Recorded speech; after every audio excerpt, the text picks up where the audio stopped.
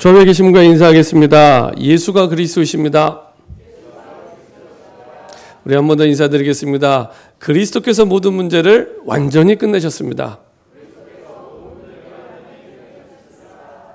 우리 한 번 더 인사하겠습니다. 2022년 한 해 동안 수고하셨습니다.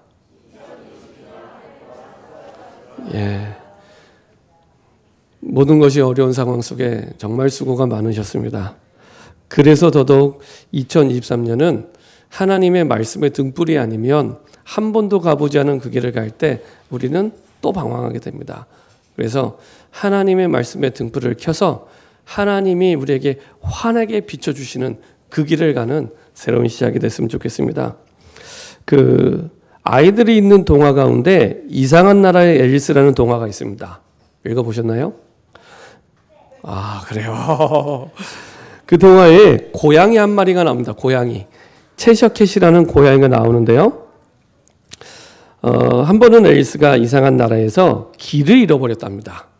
길을 잃어버려서 헤매다가 갈림길 앞에 딱 멈춰섰어요. 이때 나무 위에 있던 채셔캣 그 고양이한테 질문을 합니다. 어떤 길로 가야 하지? 이렇게 질문합니다. 그랬더니 이 채셔 고양이가 앨리스에게 되묻습니다. 어디로 가는데? 그랬더니 앨리스가 대답합니다. 몰라. 그때 이 채셔캣이 중요한 얘기를 합니다. 어디로 가는지 모르면 아무 데도 갈 수 없어. 이렇게 얘기합니다. 어디로 가는지 모르면 아무 데도 갈 수 없어. 어쩌면은 저 여러분들이 사실은 매일매일 안 가본 길을 가고 있는데 어디로 가는지 모르고 막 열심히 달려가요. 근데 몰라요. 그러면은 열심히 가고도 방황해요. 열심히 가고도 낙심이 되고요. 열심히 갔는데 성공한 줄 알았는데 곧 허무함이 몰려옵니다. 한 번은 이제 대학 사역을 오래 하다 보니까 석사생, 박사생 교수들이 같이 모이는 수련회가 있습니다. 수련회 때 석사생이 한 명 이렇게 나와서 간증을 하더라고요. 뭐라고 간증하냐면 이 친구가 이제 서울대에서 석사를 하던 친구였는데 이제 본인은 이제 쭉 뭐 열심히 연구를 하고 있는데 어느 날 이제 본인들 그 게시판 글에 이제 박사생 가운데 그 연구하는 정말 잘 나가는 선배가 글을 올렸답니다. 이 글을 올렸는데 어떤 글을 올렸냐? 이런 글이었습니다. 본인은 지금까지 정말 열심히 달려왔답니다. 서울대에서 학사로, 서울대에서 석사로, 서울대에서 박사로 열심히 달려왔는데 지금은 어떤 위기가 왔냐? 자기 인생이 꼭 브레이크 없는 이 자동차를 달려가는 것처럼 이제는 좀 멈추고 싶은데 멈춰지질 않는 거예요. 내 주변에 있는 모든 사람들이 다 인정을 하고 잘한다고 하고 그리고 정말 너는 대단하다고 얘기를 하는데 본인의 마음은 그런 마음이 아닌 거예요. 본인이 좀 멈추고 좀 쉬고 싶은데 이게 안 되는 거예요. 그러면서 꼭 내 인생은 브레이크 없는 차를 운전하는 것처럼 계속 달리고만 있다고. 그래도 감사한 건 이 후배 석사생이 가서 멈출 수 있는 길이 있다고 얘기를 해준 겁니다. 그때 처음으로 복음을 듣고 그리고 이 박사생이 이제 자기의 인생을 멈춰서 돌아보게 되고 새로운 삶을 시작하게 됩니다. 그렇죠? 내 힘으로 안 되는 거예요. 내 능력으로 안 되는 거예요.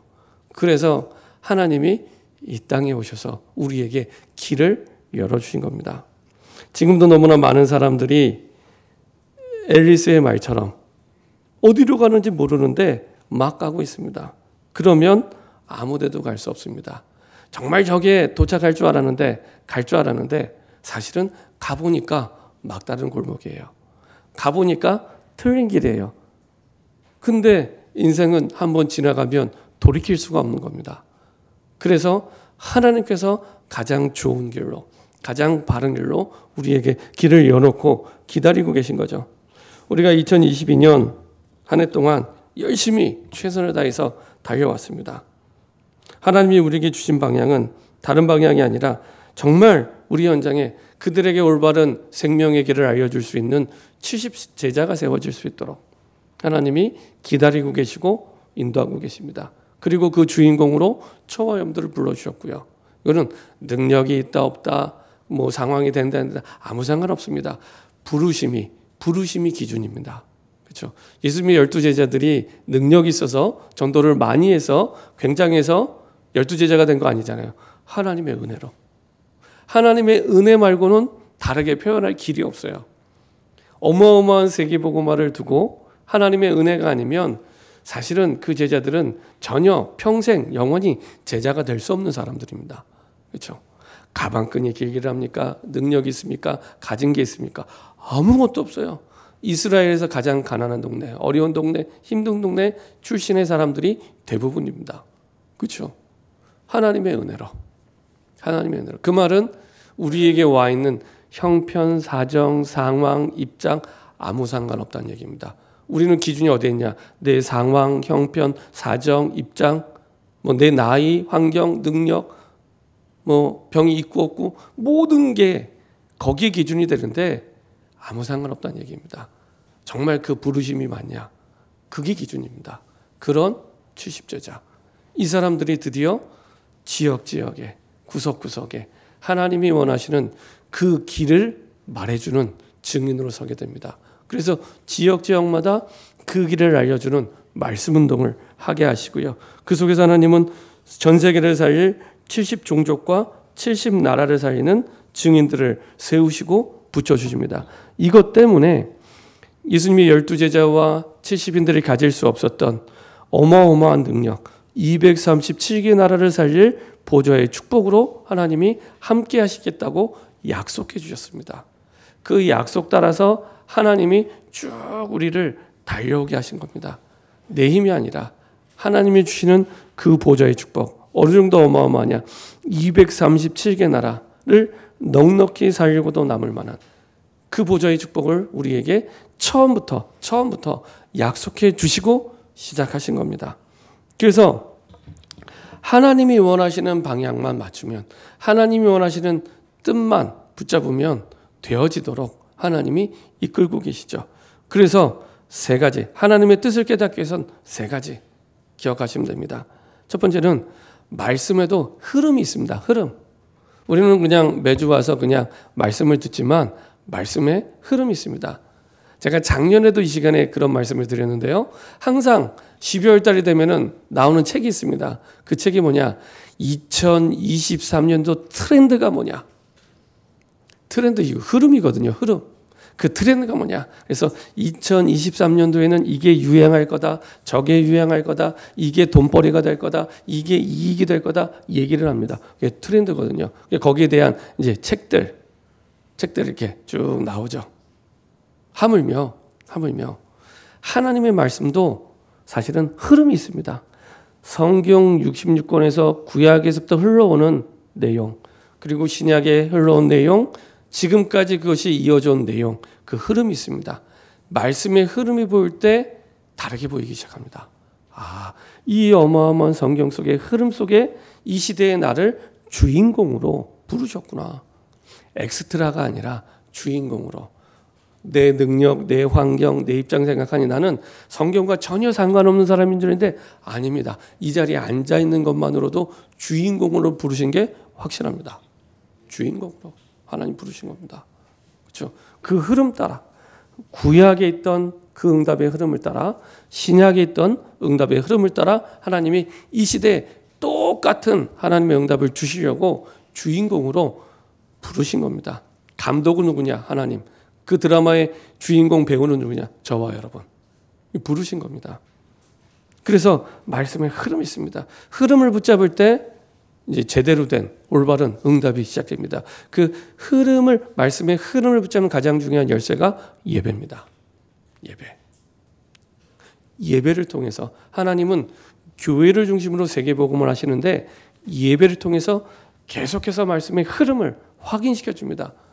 흐름을 아는 것과 모르는 거 하늘과 땅 차이잖아요. 내가 미래를 한 번도 살아보지 않았는데 흐름을 안다? 굉장한 이익을 가져갈 수 있을 겁니다. 흐름을 알고 하는데요. 흐름을 알고 투자하고 흐름을 알고 움직이는데요. 그렇죠? 근데 진짜 그것과 비교할 수 없는 영적 흐름을 내가 알고 움직인다? 이거는 사람이 계산할 수 있는 숫자와 비교할 수 없는 응답을 그때부터 누리게 되는 겁니다. 그 흐름을 알 수 있는 가장 중요한 열쇠가 예배입니다. 예배를 통해. 두 번째로 이렇게 흐름을 알게 되면 내 삶의 현장을 바라보는 눈이 바뀝니다. 나는 문제투성이에, 어려움투성이에 안 되는 인생인 줄 알았는데 그게 아니더라고요.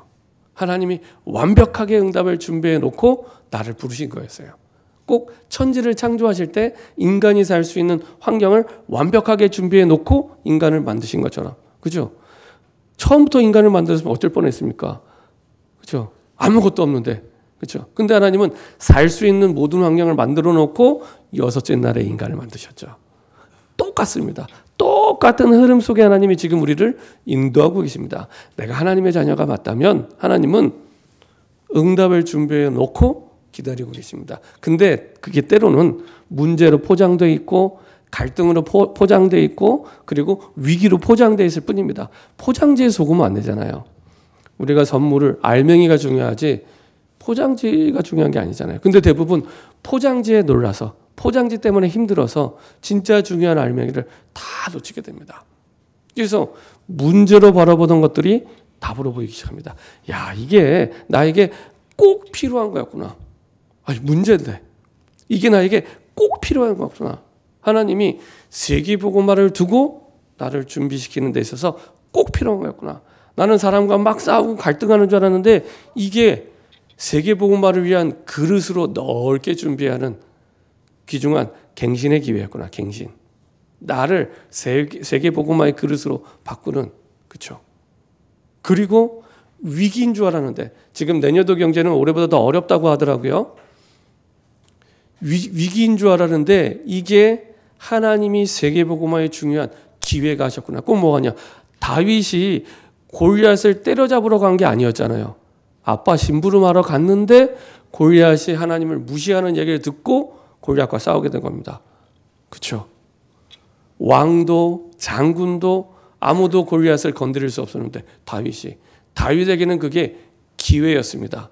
그렇죠? 위기가 아니라 왕, 장군, 사람들은 다 그게 위기라고 생각했어요. 근데 다윗의 눈엔 그게 기회였습니다. 그죠? 아무도 아멘을 안 하시는데 제가 있는 성경에만 이 다윗의 얘기가 있나요? 예. 여튼 똑같은 사건이잖아요. 똑같은 골리앗이잖아요. 골리앗은 변한 게 아무것도 없습니다. 근데 다윗에게는 그게 기회였어요. 근데 99%의 사람들은 골리앗을 바라보고 왕처럼 생각을 하고 그 시대의 장군처럼 심지어 다윗의 형들처럼 생각합니다. 그렇죠? 골리앗은 똑같습니다. 그렇죠? 국가적인 위기잖아요. 국가적인 위기인데. 근데 그걸 바라보는 다윗은 달랐습니다. 사무엘도 마찬가지입니다. 사무엘도 그제 사람들은 오랫동안 세상에 14명의 사사가 지나갈 동안 350년 동안 전부 한결같이 한 목소리로 블레셋이 문제라고, 블레셋 때문에 못 살겠다고, 블레셋 때문에 우리는 힘들다고, 블레셋만 해결되면 내가 살만하고 블레셋만 해결되면 내가 행복할 것 같다고 이렇게 얘기했습니다. 꼭 뭐가냐, 인생 문제 70%는 돈 문제라는데, 야, 내가 돈만 있으면 조금 행복할 텐데, 내가 좀 돈만 있으면 내가 좀 잘 나갈 텐데, 괜찮을 텐데, 힘 있을 텐데, 조금 더 하면 행복할 텐데, 내가 조금 더 있으면 내가 주의 나라를 위해 좀 더 힘쓸 텐데, 뭐 이렇게 얘기해요. 아니라니까요. 병을 앓고 있는 사람은 이 병만 나오면 내가 좀 괜찮을 텐데, 행복할 텐데, 이 병 때문에 나는 안 돼, 못 해, 할 수 없어. 어떤 사람은 부모님을 잘못 만났다고 또 그렇게 얘기를 해요. 내가 좀 더 좋은 부모님 만났으면, 대단한 부모님이었으면. 아니라니까요. 저희 아버지는 4살 때 돌아가셨습니다. 그럴 것 같으면 저는 진작에 망했어야죠. 그죠? 아예 없었다니까요. 아예 안 계셨다니까요. 예, 아니라니까요. 성경을 한 번도 그렇게 말씀하신 적이 없습니다. 그렇죠? 성경대로 믿어야 되는데 그렇게 안 믿어요. 그것도 99%의 사람이 그렇게 안 믿어요. 그래서 조금만 마음 담아도 됩니다. 조금만 믿는 척을 하셔도 하나님이 너무 기뻐하셔서 역사하십니다. 조금만 마음에 담고, 그렇구나. 포장지에서 오면 안 되겠구나. 진짜 하나님이 그리스도 안에 내가 있는 게 진짜 맞다면, 하나님의 자녀가 진짜 맞다면, 말씀의 흐름을 따라 이 시대에 살리기 위해 부름받은 사람이 맞다면 하나님은 우리에게 문제가 아닌 답을 주고 계시고요. 그렇죠? 갈등이 아니라 중요한 큰 그릇으로 준비하고 계시고요. 그리고 위기가 아니라 어마어마한 기회로 하나님이 허락해 주신, 기회라고 하니까 느낌이 별로 이렇게 안 오지만 영어로 하면 찬스. 하나님이 찬스를 주면 찬스를 주신 겁니다. 위기인 줄 알았는데, 그래서 내년도가 더 기대가 돼요. 경제는 더 어려워질 거라고 하는데 그리스도 안에 있는 저와 여러분들에게는 찬스로 주신 겁니다. 복음 가진 자가, 하나님의 자녀가 어떻게 응답을 받아야 되는지 보여줄 수 있는 기회로 하나님이 우리에게 허락해 주신 겁니다. 그렇죠? 우리 현장을 보는 눈이 달라지고 현장의 흐름이 보여요. 이게 현장의 흐름, 응답의 흐름이 보이고요. 그래서 우리 현장에 하나님의 나라가 임하기 시작합니다. 하나님의 통치가 이루어지는 하나님의 나라가 임하게 됩니다. 그리고 내가 한 것 없는데 말씀의 흐름을 따라 올바르게 현장의 흐름을 봤을 뿐인데 그 언약대로 하나님이 증거를 주십니다. 그래서 증인으로 서게 하십니다. 어느 정도 증인이냐? 땅 끝까지 이르러 237개 나라를 살릴 만큼의 증인으로 축복해 주십니다. 그 응답이 저와 여러분들에게 이미 와 있습니다. 그렇죠? 내 힘이 아니라 보좌의 축복과 보좌의 능력으로, 이것을 조금 언약으로 붙잡고 기도할 때, 기도로 누릴 때 하나님의 응답의 시간표 따라 중요한 시작을 하게 됩니다. 자, 그래서 저와 여러분들이 오늘 말씀 속에서 조금 기억해야 될 부분은, 바울이 회심을 하고 하나님을 만나고 나서 복음을 듣고 나서 이제 선교사로 파송받아서 1차 전도여행, 2차 전도여행, 3차 전도여행을 쭉 떠나게 됩니다. 그 가운데 오늘 보았던 장면은 3차 전도여행입니다. 바울의 전도여행에 있어서 최고의 열매를 맺었던, 그래서 사실은 오늘 제목이 다 주의 말씀을 듣더라라는 표현인데, 이 사도행전을 쓴 지은이가 누가잖아요. 누가가 1차 전도여행, 2차 전도여행 이 표현을 안 씁니다. 3차 전도여행 때만 에베소 지역에서의 전도에서만 쓴 표현입니다. 다 주의 말씀을 듣더라. 다시 말하면 소아시아 전체 지역이 완전 복음화됩니다. 그 말은 다 영접했다는 얘기가 아니라 전부 구석구석 모든 지역에 복음이 전달되는 역사가 일어나는 거예요. 이게 얼마나 대단하고 어마어마한지는 나중에 결론에 말씀드리겠습니다.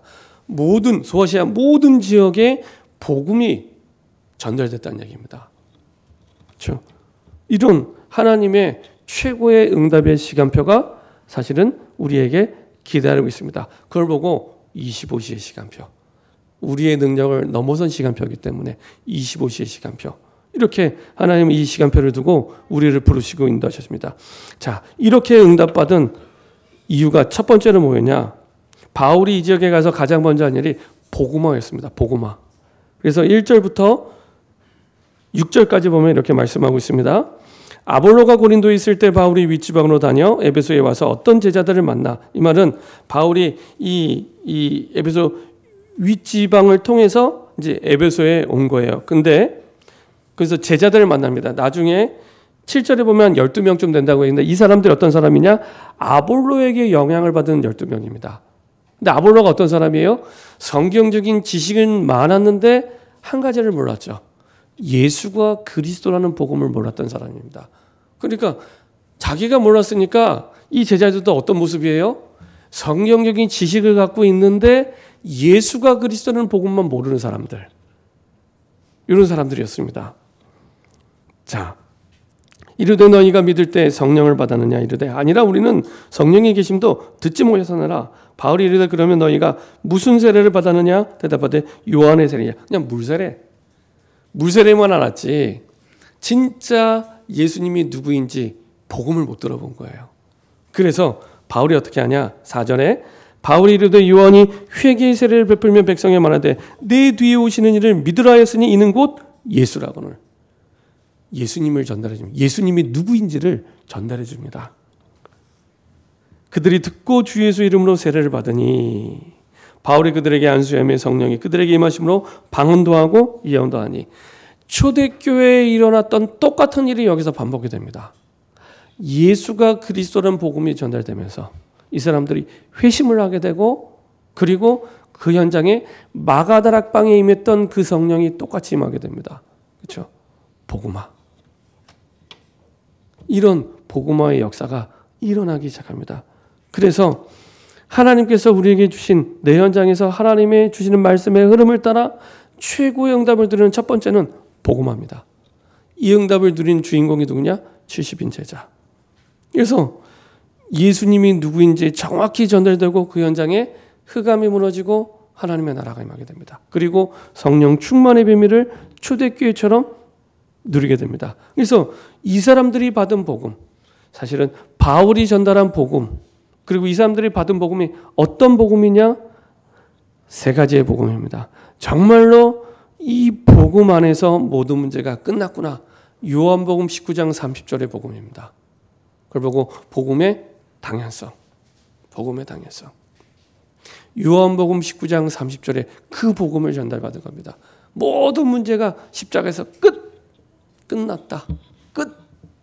이게 안 끝나면 예수를 믿는다고 하면서 여기 나와 있던 물세례만 맞았던 이 사람들처럼 살아야 돼요. 예수를 안 믿는 사람처럼 살아가야 됩니다. 매주 교회 나오면서 사실은 예수를 안 믿는 사람처럼 똑같이 고민하고 똑같이 갈등하고 똑같이 염려하고 다를 게 하나도 없는 삶을 살아가게 됩니다.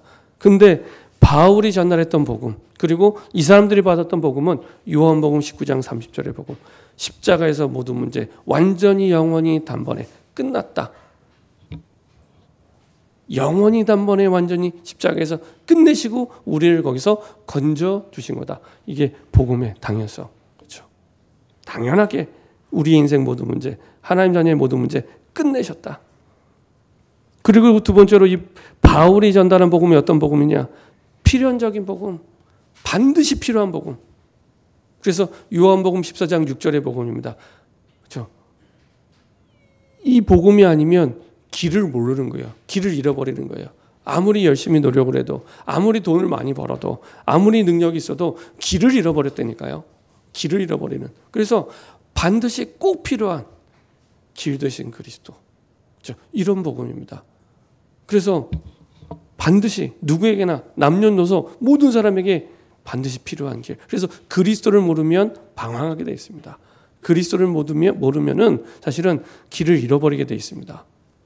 자, 세 번째로 바울이 전달한 복음은 어떤 복음이냐? 절대적인 복음. 그리스도를 통해 아무도 막을 수 없는 보좌의 축복과 응답이 올 수밖에 없는 절대적인 복음. 아무도 막을 수 없어요. 그래서 사도행전 4장 12절의 복음입니다. 다른 이로서는 구원을 얻을 수 없나니 천하 인간의 구원 얻을 만한 다른 이름이 없다. 다른 이름이 없다. 다른 길 없다. 이 복음만이 당신의 살 길이다. 아무도 막을 수 없다. 아무도 막을 수 없는. 그래서 이 복음이 가는 곳마다 흑암이 무너지고 복음이 가는 곳마다 그 현장을 완전히 뒤집을 수 있는 최고의 복음, 절대적인 복음. 그래서 당연한 복음, 필연적인 복음, 절대적인 복음. 그래서 바울이 전달한 복음은 그런 복음이었습니다. 그냥 시간 남는데 한번 복음 들어볼래요? 그런 복음이 아닙니다. 이 복음이 아니면 안 돼. 아무리 노력해도, 아무리 돈을 많아도, 아무리 가진 게 많아도, 아무리 배경이 좋아도 이 복음이 아니면 안 돼. 그런 복음입니다. 당연한 복음. 그리고 유일한 복음. 완전한 복음. 필연적인 복음. 절대적인 복음. 그렇죠? 그 복음을 듣고 회심하고 그리고 새롭게 하나님이 마가다락방에 일어났던 역사를 다시 한번 바울의 3차 전도 여행에서 시작하신 겁니다. 자, 이렇게 복음화의 응답 속에 이제는 19장 8절부터 10절에 보니까요. 드디어 그 지역을 바꾸기 시작합니다. 어떻게 바꾸냐? 바울이 회당에 들어가 석 달 동안 담대히 하나님의 나라에 관하여 강론하며 권면하되. 자, 회당에 들어가게 됩니다. 회당이 어떤 곳이죠? 회당은 지역마다 유대인들이 유대인 남자가 10명이 모이면 만들 수 있는 성전 대신 모일 수 있는 곳입니다. 그래서 이곳에서 예배드리고 교육이 이루어지는, 그렇죠? 유대인들의 정체성을 전달하는 가장 중요한 현장이죠. 그래서 바울이 이전에 1차, 2차 전도여행을 통해서, 특별히 2차 전도여행, 그것도 17장, 18장의 전도여행을 통해서 깨달은 거예요.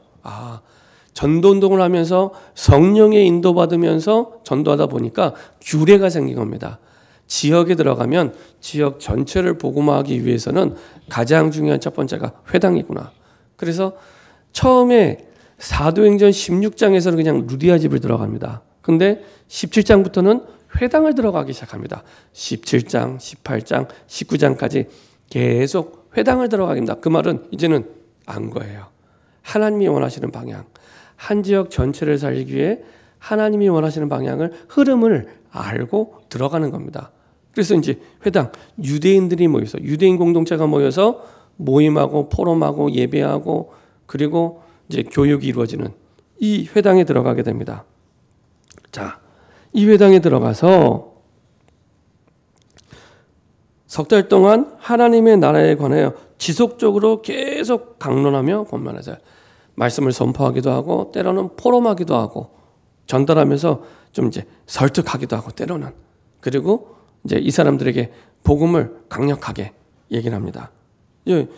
여기 말한 대로 담대하게, 정말 이렇게 두려움 없이, 거칠 것 없이 얘기한 겁니다. 근데 이게 쉬운 일이 아니잖아요. 유대인들은 원래 유대교를 믿는 사람들입니다.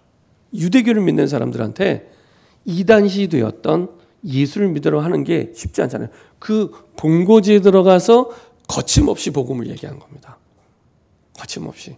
자, 그러려면은 바울이 그냥 들어간 것이 아니라, 이것을 위해 바울은 이미 바울이 복음을 받고 다메섹에서 완전히 그 이름 앞에 무릎 꿇을 때 자기의 모든 것들을 사실은 버릴 것은 버리고, 그리고 내가 바꿀 것은 바꾸고, 찾을 것은 찾고, 누릴 것을 누리는, 그 가운데 하나님의 정확한 계획을 붙잡은 확신을 갖고 있었던 겁니다. 그래서 누구를 만나든지 거칠 것 없이 복음을 전하게 되죠. 가장 중요한 게 무엇인지에 대한 확신이 있었던 겁니다. 그래서 유대교의 가장 핵심인 그 본고지에 들어가서 거칠 것 없이 복음을 전달하게 됩니다. 그렇죠? 조금이라도 내가 뭔가를 가지고 있으면 그렇게 전달할 수 없겠죠. 그래서 그 속에서 하나님 주시는 정확한 복음이 전달되기 시작합니다. 그 가운데 이제 두 가지 반응이 나오죠. 어떤 사람들은 마음이 굳어 순종하지 않고 무리 앞에서 이도를 비방하거늘 바울이 그들을 떠나 제자들을 따로 세우고 두란노 서원에서 날마다 강도하니라. 이렇게 거칠 것 없이 전달했더니 무리 앞에서, 사람들 보는 앞에서 대놓고 이제 비방하는 거예요. 대놓고 흉을 보고 대놓고 이들은 반대의 일들을 하게 되는 겁니다. 그래서 사실은 핍박이 오니, 어려움이 오니 따로 두란노라는 사람의 집을 빌려서, 건물을 빌려서 따로 그 바울의 믿는 도를 깨달은 사람들을 데리고 이제 모임을 시작합니다. 근데 이것도 하나님의 계획이었어요. 사도행전의 말씀의 흐름을 보면 이 초대교회 복음 받은 사람들이 사도행전 1장 8절의 언약대로 흩어져서 복음을 안 전하니까, 세계 복음을 안 하니까 핍박을 주고 환난을 줘서 흩었던 것처럼, 사실은 이 자리를 떠나게 도를 비방하고 문제가 생긴 것도 하나님의 중요한 계획이 있었던 겁니다. 나중에 10절에 그 이유가 나오죠. 2해 동안 이같이 하니 아시아에 사는 자는 유대인이나 헬란이나 다 주의 말씀을 듣더라.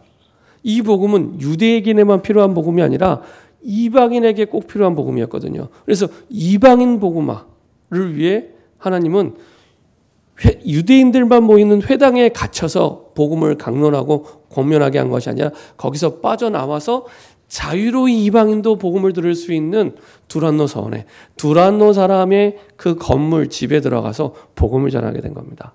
그렇죠? 여기에는 그냥 눈으로 볼 때는 현실에는 그냥 문제가 터진 것처럼 보이지만 그게 아니라 하나님은 더 많은 이방인들이 이 복음을 들을 수 있도록 장소를 바꿔서 복음을 전하게 하시죠. 그래서 하나님이 사도행전 1장 8절의 언약대로 세계복음화를 이루어 가시는 응답을 주십니다. 그래서 이 두란노 서원이 하나님이 원하시는 영적 시스템이 됩니다. 그래서 그 시스템 중심으로 하나님은 그 지역을 치유하시고 복음을 전하게 하시고 말씀 운동을 펼쳐가게 하십니다.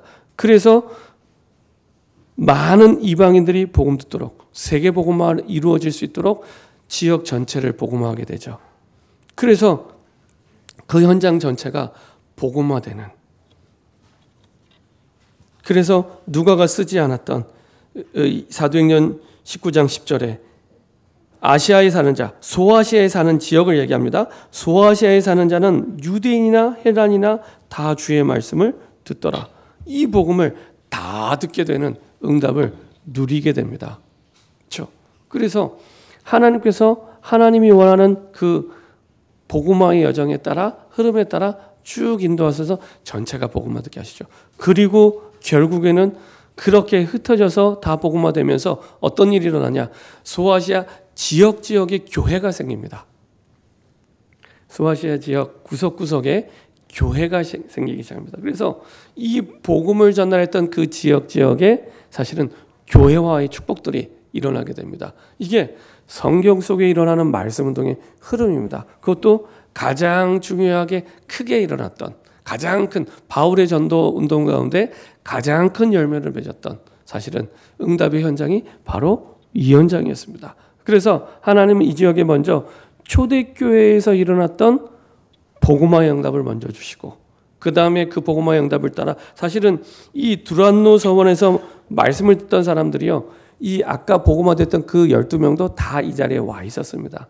그래서 그 사람들과 함께 이제는 이 현장 속에서 이제 그 지역에서 지역이 복음화되는 응답을 누리게 되고요. 그리고 그 지역을 올바르게 살려낼 수 있는 플랫폼, 영적 시스템, 두란노 서원이 세워지게 되고요. 이걸 통해서 전 지역이 복음화되면서 구석구석에 에베소 교회뿐만 아니라 다른 소아시아의 다른 지역에 그 지역을 살리는 교회들이 세워지게 됩니다.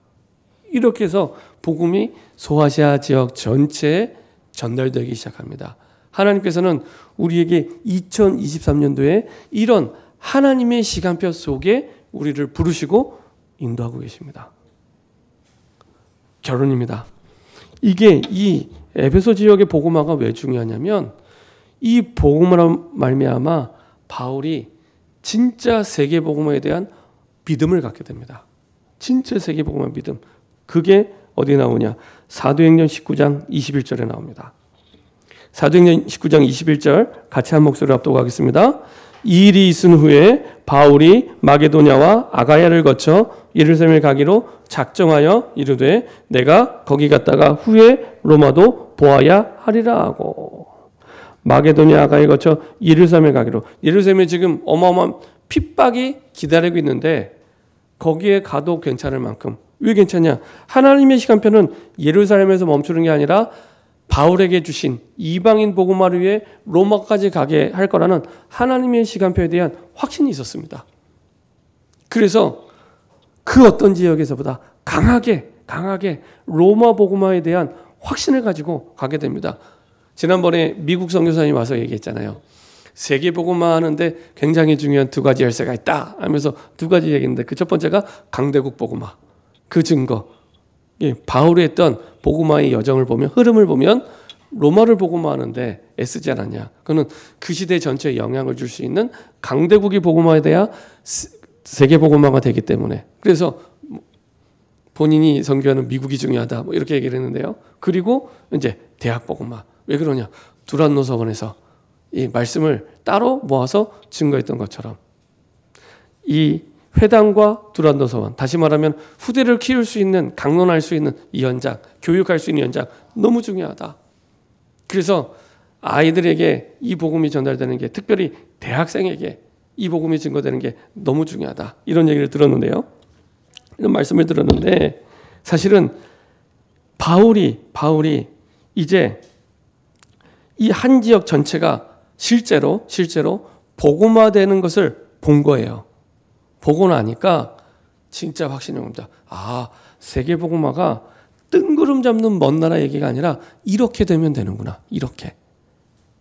늘 먼 발치에서 남의 얘기로 들은 게 아니라 바울이 확인을 한 겁니다. 예를 들면 우리 교회가 지금 금곡동에 있습니다. 금곡동에 10,000명이 좀 넘는 사람들이 살고 있습니다. 근데 금곡동의 모든 사람이 이렇게 말씀은 동이나 구석구석에서 금곡동의 모든 동마다 통마다 안에 있는 통마다 다 복음이 전달된 말씀 운동이 일어났을 때 확신이 오는 겁니다. 아, 이게 복음화라면 이제 어느 지역에서도 이 똑같은 그림을 가지고 하면 되겠구나. 성경대로 했으니까. 그렇죠? 그래서 세계 복음화에 대한 확신을 가지게 되는 겁니다. 그래서 분명히 예루살렘에서 핍박이 있다고 예언자들이 얘기를 함에도 불구하고 두려워하지 않고 갑니다. 왜냐? 거기서 내 인생이 끝날 게 아니라 로마까지 가야 될 걸, 로마까지 가는 게 하나님의 시간표인 걸 분명히 알고 있기 때문에. 그리고 원래는 로마서 15장에 보면은 본인의 꿈은 저기 땅끝 서바나까지. 바울이 생각할 때 땅끝 마을이 어디냐, 땅끝 나라가 어디냐, 서바나. 지금으로 얘기하면 스페인. 그때 당시에는 지구가 네모나다고 생각했기 때문에 그 네모난 끝에 모서리가 스페인이라고 생각을 했습니다. 그래서 나는 저기 스페인까지 가야 되는데 스페인까지 가기 위해 꼭 거쳐가야 할 나라가 지금의 이탈리아, 로마거든요. 그래서 로마를 거쳐서 서바나까지. 거기에 내 인생의 시간표가 있구나라고 알고 있었던 거예요.